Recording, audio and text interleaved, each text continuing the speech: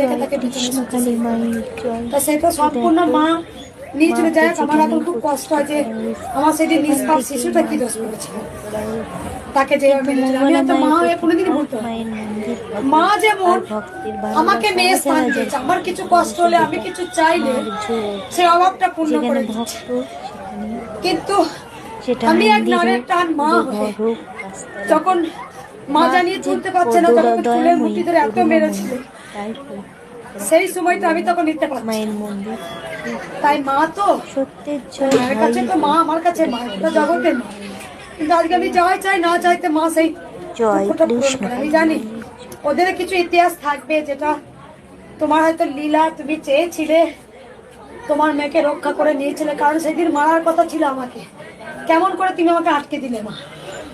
কারণ আমি তো একবার নয় 2-2 বার প্রমাণ, আর কিছু বলবো না।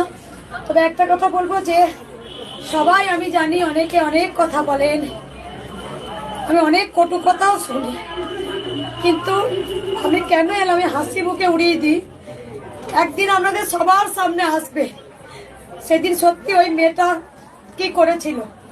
হয়তো ভাবেন যে রক্ত দিলে কি রক্ত দেওয়া হয়, আমি মাকে কথা দিয়েছিলাম যে আমার রক্ত বিন্দু দিয়ে তোর মন্দির করে দেবো, তবে সেটা তাই আজ হচ্ছে দিনের পর দিন।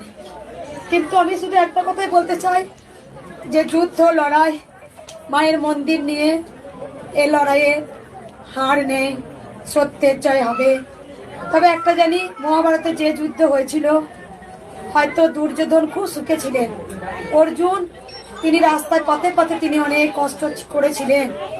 যারা সত্যের জয় কিন্তু লাস্টে সেই যুধিষ্ঠির পঞ্চপাণ্ডবের